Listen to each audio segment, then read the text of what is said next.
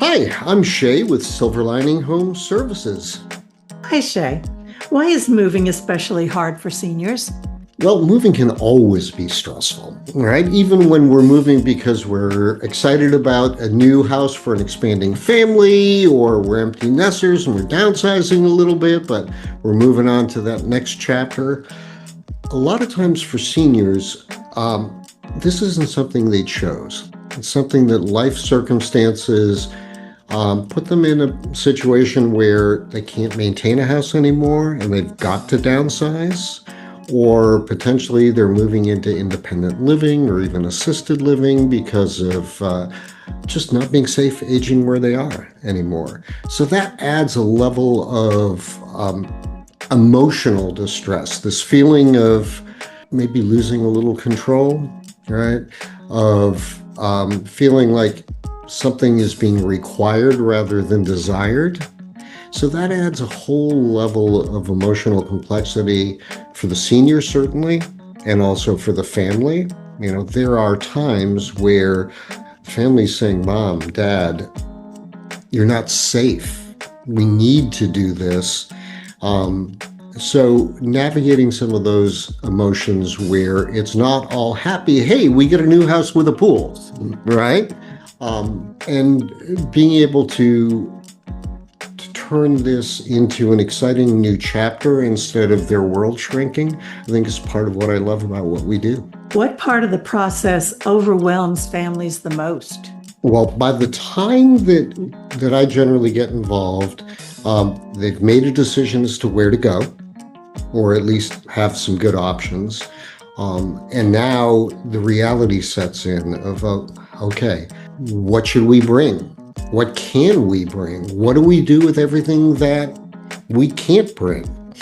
And then also, a lot of times, the adult children are in that sandwich generation where they've got kids of their own, maybe even grandkids. They're trying to help mom and dad, but everyone's got a full life. So how do we make this happen, right? How do we get, who's going to pack it? Who's going to move it? Who's going to help us decide what to bring? Who's going to unpack it? There's a whole level of stress in that. How do you simplify the transition process? Most families go through this once, maybe twice in their life. We do this 30, 40 times a month. Not only that, but my parents are in their 80s. My dad's 89, my mom's 84. I've been in the family side of this myself. I know what most families don't know they don't know, I guess is the best way to put it.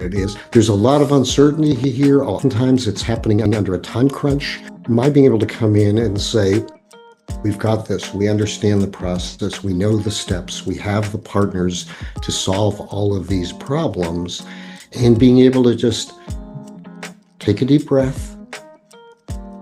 Let's put a plan together. It's going to be successful. It's going to be all right.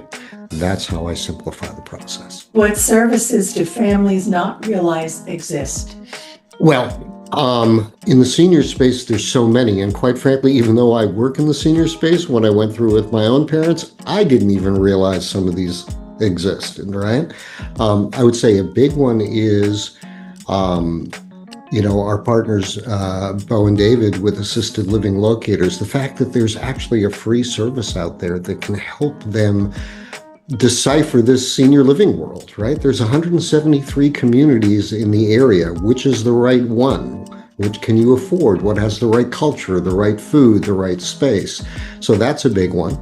I also think I'm particularly proud of the fact that we've put together a suite of services that really work like a well-oiled machine. We mesh together. So the fact that deciding where to move to, deciding what to move, getting it packed, getting it moved, getting it set up, the fact that I can literally sit down with a floor plan that we've moved multiple folks into this floor plan and really give some guidance of what to bring, what maybe not to bring.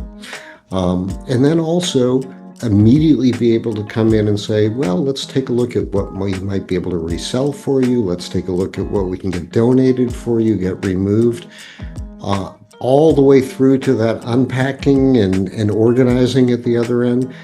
Most people don't realize that there are um, folks like us that specialize in this transition, that know it inside and out, and that it can be seamless and as stress-free as possible. How long does a typical downsizing process take?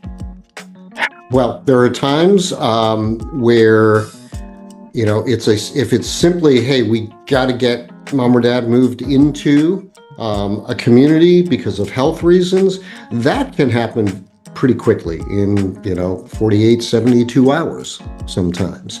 If we're doing a full, well-planned situation where we're helping to locate a community, where we're doing the space planning, getting the packing, the organizing, the moving done, getting the clear out of the things that aren't going to go with our client, run a successful auction, for example, coordinate donations, etc. That's generally a 3 to 4 week process, and sometimes it can take a little bit longer depending on the volume. What emotional moments stand out most? Oh, there's a bunch. I think on little emotional moments that add up to big emotional moments, I always reach out to the senior and their families after a move and just check in. I'm really proud of our team, and we have high expectations of them. We've done a lot of training, a lot of screening, but when I make that call to a senior who's finally taking a deep breath, is settled in, has had that first great meal at their new community, and it's been a long day. And I say, how did we do? How did my team treat you? And they say to me, they were patient, they were loving, they were wonderful. I wish my grandkids were more like your movers. Those are those nice little emotional moments that add up when you hear that over time. One of the most impactful emotional moments was for a client that originally had reached out to me because they were looking to plan a move into a senior community, didn't really know where to begin. When I met with him, it really quickly became obvious that this was not a good situation. He was not in good health, a widower for 3 years, living in a home that he couldn't maintain, had a special needs daughter that was in a community that he was literally driving an hour each way to go see every day, and honestly shouldn't have been driving. So I put the team together, and literally Bo and his folks found him not just a great place for him to live, but also a place that we could move his daughter into, so now he could have an elevator ride to go visit her. Brought in organizers to help sort, packing team, did the layout, got him moved. There was a lot of beautiful things in the home that his wife had collected over the years. We brought Judy in with Orlando Auctions. She ran a fantastic auction. And then he had an offer from a local realtor that was bluntly, I think, taking advantage. And it kind of lowballed the pricing on his property. I brought Ray Lopez in from Keller Williams to at least get a second opinion. The house ended up getting sold for over $100,000 more than that original offer. So we got him settled in, we got his daughter settled in, we got all of that taken care of. There was a huge load off of him. And probably one of the most impactful things for me was at the end of all of that, as I was speaking with him, he looked at me and he said, "Shea, I don't think you understand what you and your team have done. With the extra money I got from the house, with the money I got from the auction," he was able to put an equity deposit down for the long-term care of his daughter. And he looked at me and he said, "I could die tomorrow knowing that my daughter is going to be taken care of for the rest of her life." That's huge. That's way beyond just a service. That's impacting lives. And what should families do first? I think if you have the time, ease into these discussions, right? This is why we do the seminars that we do, planning for the future and beyond, downsize and declutter, some of the benefit seminars we do. Uh, Unfortunately, a lot of families don't realize there is a way to plan well ahead of time. We work with some families a year or two or three before it's even time, but we're helping them figure things out financially, legally, um, having the time to not in a crisis mode tour different communities, but to actually enjoy going out and home shopping, if you will. Um, and all of that starts with having some hard but realistic discussions about, hey, what's our plan? Right? Rather than waiting till there's a crisis.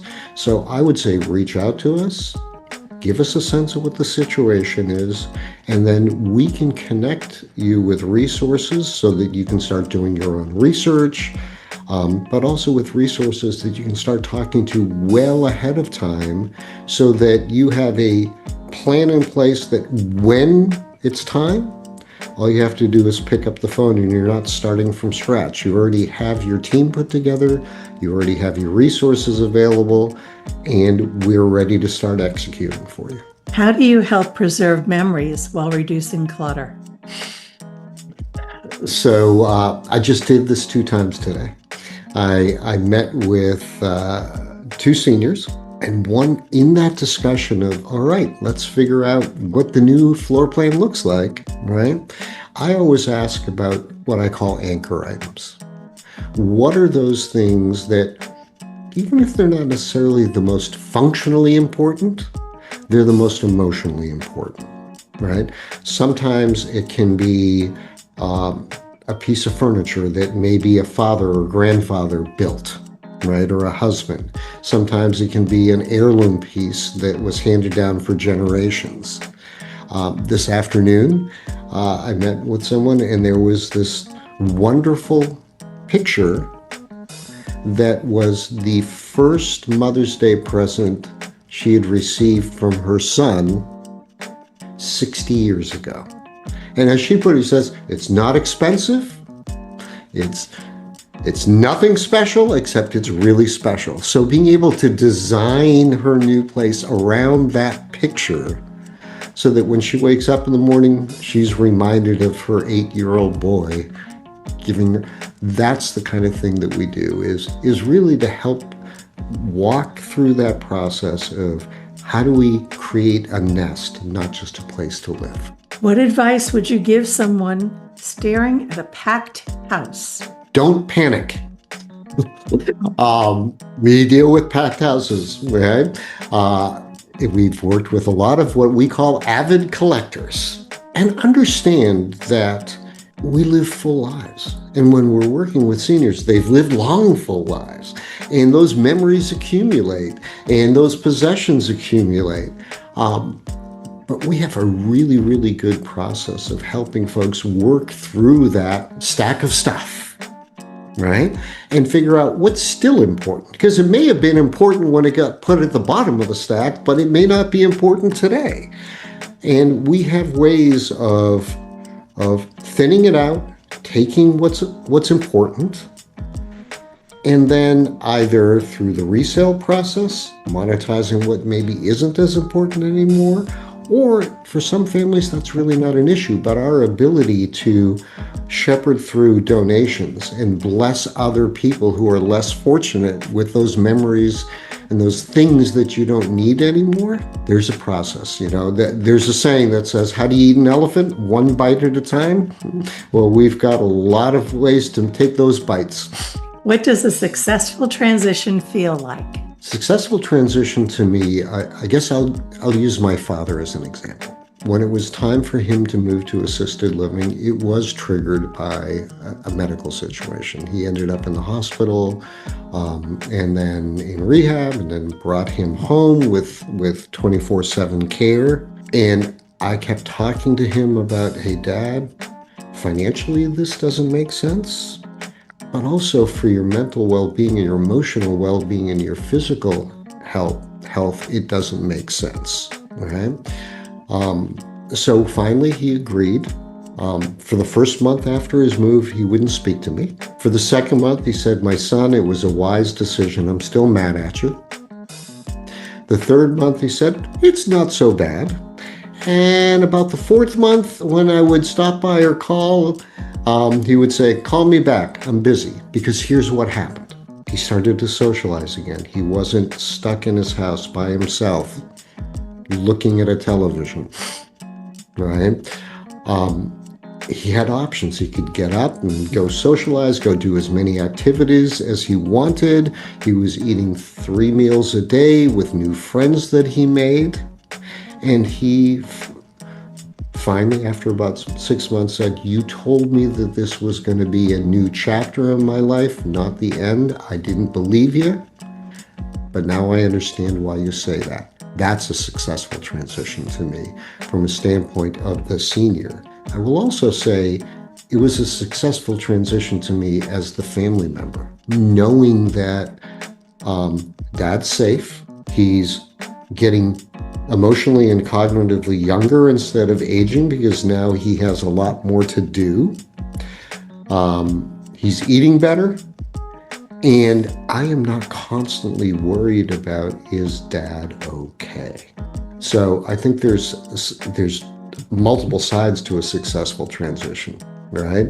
It's not just about the senior, although it's mainly about the senior, but it's also about those adult kids that are caregivers, that are responsible, being able to take a breath and say, "Okay, we did a good thing, and now we can enjoy the visit instead of going to visit and worrying about what we're going to find." If someone watching this video is overwhelmed and doesn't know where to start, what would you tell them? Call us. Give Terry a call. Explain your situation to her, or give me a call. I'm happy to take that as well. One of the worst things about this is you don't know what you don't know. Whether it's the resources available or even the right questions to ask. And that's super stressful. We do. So if you give us a call, we'll walk through some pretty simple questions. That'll help us identify what a good plan and path forward is. And then we have the resources to walk by your side to make that successful.